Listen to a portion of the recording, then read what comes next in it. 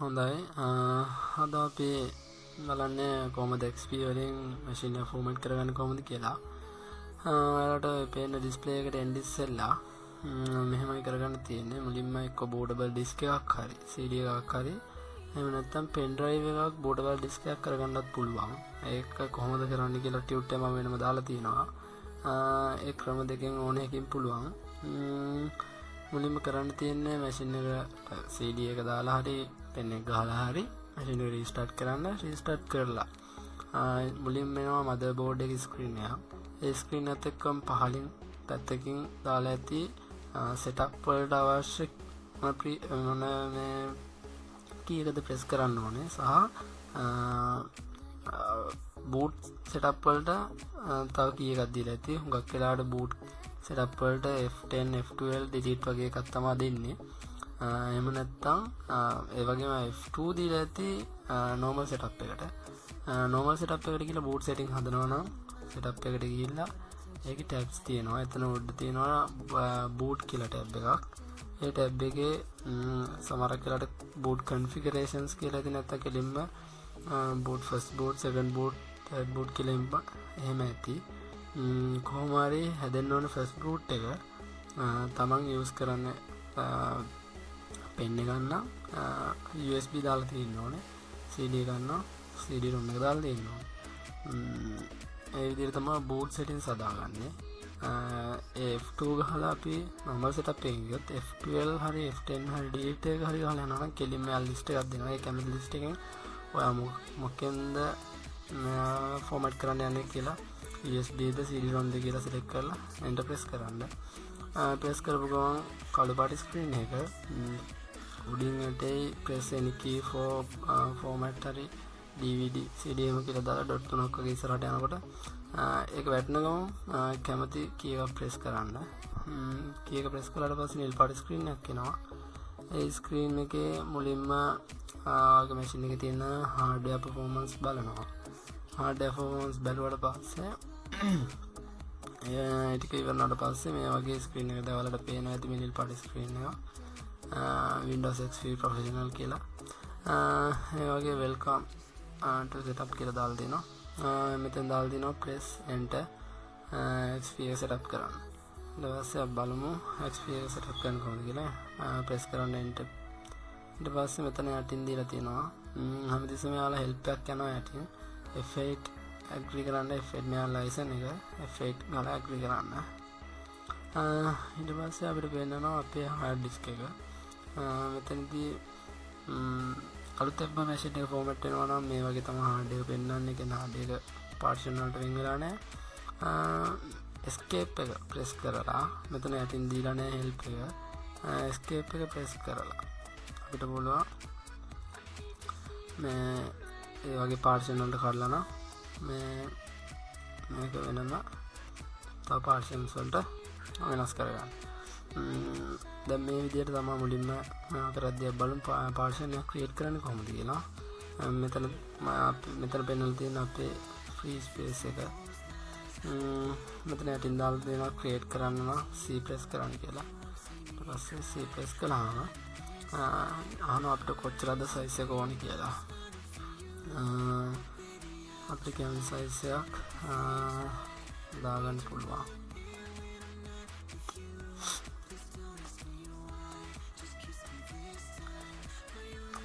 කැමති size එකක් දාලා මේ දැන් මම 100ක කරලා තියෙනවා. ඊට පස්සේ තවත් space එකක් තියෙනවා. අපිට ඒක නෝ create කරගත්ත හැකි ඉතුරු space එක අපි D එක විදියට E එක විදියට ඒ auto generate වෙනවා.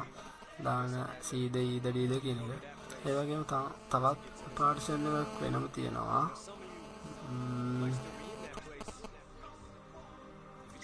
හොඳයි දැන් ඔයාලට දැන් පේනවා කොහොමද වෙනම ස්පේස් එක දැන් ගන්නවා ක්‍රියේට් කරන්නත් දන්නවා ක්‍රියේට් කරගන්න දන්නවා. එතකොට වෙනම ස්පේස් එකක් ඔයාලට පේනවා ඉතින් මෙතන වෙනම කොච්චර හැදුවත් මොනම හાર્ඩ් එකකවත් මේ යම් ප්‍රමාණයක් ඉතුරු වෙනවම තමයි. එහෙම ප්‍රමාණයක් ඉතුරු වෙන්නේ මැෂින් එක ෆෝමැට් කළාම. දැන් අපි සමහර machines recovery software එකක් දාලා ආයි ඉස්සලා තිබ්බ data අදිනවා. ඉතින් දැන් ඒ වගේ data යදින්න ඕනොත් ඒ data hard disk කොහෙද රැඳෙන්න ඕනේනේ. ඒ රැඳිලා තියෙන්නේ මෙන්න මේ පොඩි space එකේ. ඒකට ඕනම hard disk format කරද්දි වෙන space එකක් අනිවාර්යයෙන්ම ගන්නවා.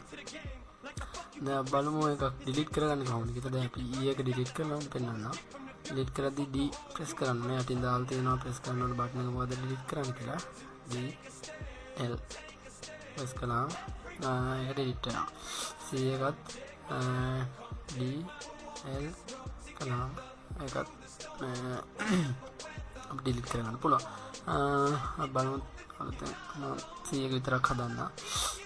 සරණ දාලා enter කළා. ඊට පස්සේ ඊට අවශ්‍ය partition එක තේරුවා. partition එකයි තියෙන්නේ. partition එක select කරලා enter button එක press කරන්න.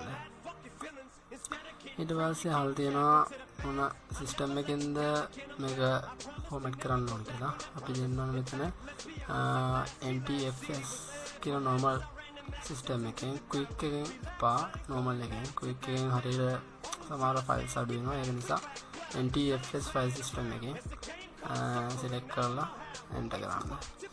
ඒතර machine එක hard disk format වෙනවා. හරියට පේනවා ඉතින්. hard disk format වෙනවා දැන්. මේ විදිහට තමයි වැඩේ යන්නේ. මීට වඩා ලේසි දැන් Windows XP වල විතරයි. මෙතන දැන් mouse pointer එක තේන්නේ නැහැ. දැන් machine එක restart copy වෙන්න හදන්නේ. it is check කරනවා. දැන් files copy වෙනවා. XP වලදී විතරයි mouse එක වැඩ කරන්නේ නැත්නම් XP වලින් එහාට තියෙනවා mouse එකේ format එක කරගන්න පුළුවන්. මම වෙනම දාලා දෙනවා 7 එක 8 එක කොහොමද format කරගන්නේ කියලා. XP වල විතරයි commands වලින් යන්න තියෙන්නේ. commands කියලා ලොකු අමාරුවක් නැහැ. ලේසි වලට දැන් පේනවනේ කොහොමද කරන්නේ කියලා. ඔයාලත් කරලා බලන්න, practice කරලා බලන්න. එතකොට මේක සාමාන්‍ය දෙයක් විතරයි. files ටික copy වෙන්න ටිකක් වෙලා යනවා. machine එකේ තියෙන මේවා performance අනුව තමයි speeds තීරණය වෙන්නේ. format එක උනත් විනාඩි 3 භාගයක් විතර යනවා. 7 එක නම් විනාඩි 20යි. තවත් files තියෙනවා copy වෙන්න.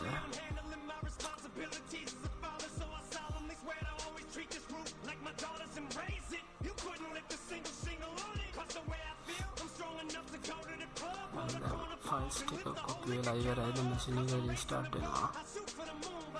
reboot වෙනවා කියලා තියෙනවා ඉතින්.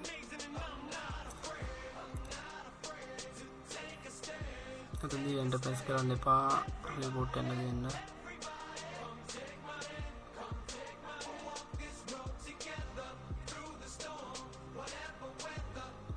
මෙතනදී මේ ඊට පස්සේ තායන press වෙන කීයට boot from CD කියලා. එතනදී මොකද press කරන්න එපා. normally යන්න දෙන්න.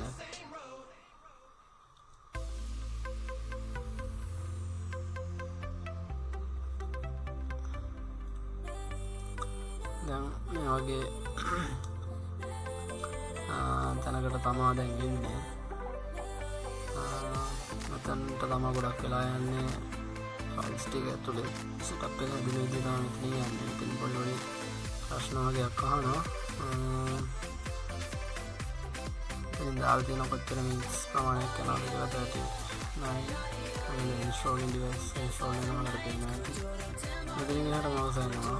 එතනින් mouse එක වැඩ කරන්න පුළුවන් ප්‍රශ්නයක් තියෙනවා.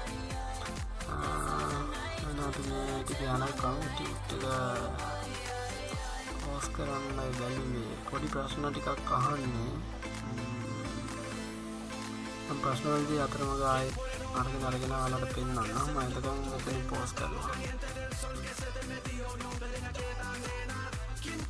හරි මේ යන අතරමඟදී මිනිත්තු 33ක් තියෙනවා. ඒ වගේ ටයිම් එක ගන්න මේක මේ සරත් එක මෙතන උකුත් කරන්න දැන් next දෙන්න.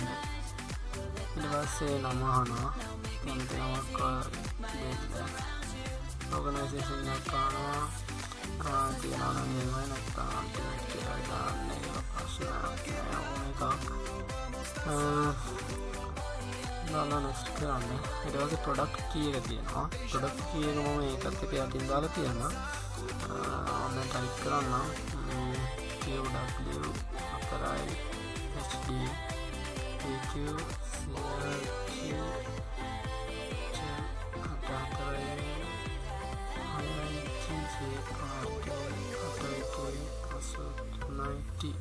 මේ කෝඩ් එක ප්‍රොඩක්ට් කී එක ටියුට් එකට පල්ලෙන් දාලා තියන්නවා.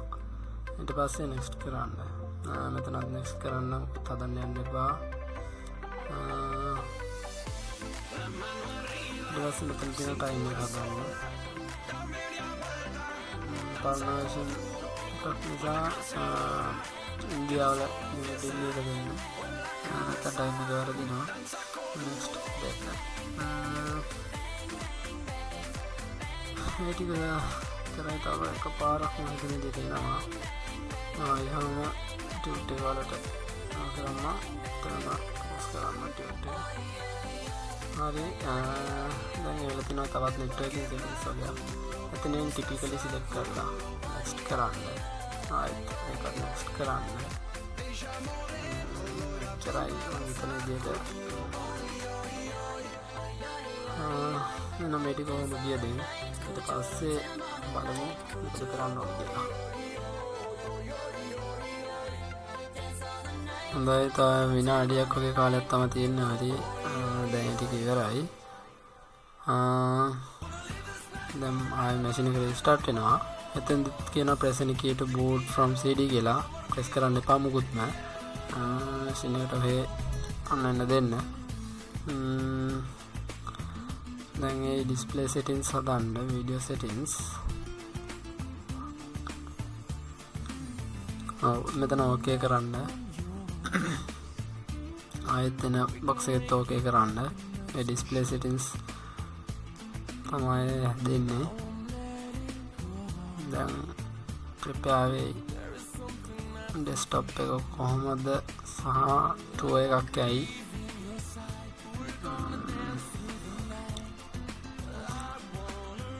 මෙහෙමයි. ඔයාලා මේක හොඳට බලන්න ප්‍රැක්ටිස් කරන්න.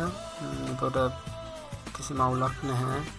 නිකන් XP එක සමහර අයට බයයි කෝඩින්ස් නිසා කියලා. හරි දැන් tour එක තමයි ඉන්නේ. tour එක ආවම යටින් next කියන බටන් එකක් තියෙන එක පේන්නේ මේ වෙලාවේ. next click කරන්න. පොඩි settings වගේ මෙතන තියෙන්නේ. ඊට පස්සේ මෙතනින් එන එකෙන් not right now automatic update එක කොහොමද තියෙන්නේ කියලා not දෙන්න. ඊට පස්සේ ආයෙ next කරන්න. ඊට පස්සේ මෙහෙම internet connection එක තියෙනවද කියලා බලනවා. ඒක skip කරන්න. මෙතනින් register වෙන්න ඕන දහනවා Microsoft එකත් එක්ක. ඒකට no tick එක දීලා ඒකත් next කරන්න. යටි next button එක තියෙන එක පේන්නේ නැහැ එතනදී.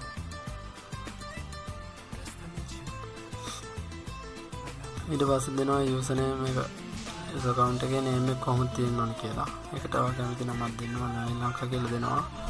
හරි ඊට පස්සේ ලනින් ලංකා කියලා දීලා next කරන්න. ඊට පස්සේ finish. ඊට පස්සේ ඔන්න machine එක on වෙනවා. අච්චර ලොකු අමාරුවක් නෑ. ලේසි. සමහර අය දන්නේ නැහැ coding setting යන්න තියෙන නිසා practice කරන්න එහෙම උලන්නේ. වීඩියෝ එක බලන්න කමෙන්ට්ස් දාන්න කොහොමද කියලා කියන්න. අඩුපාඩු තියෙනවා නම් කියන්න. අදලා අලුත් දේවල් දාන්න. ඉස්සරහට තව ගොඩක් දේවල් තියෙනවා. එහෙනම් අදට එච්චරයි. හැම දිනාටම සුබ දවසක්.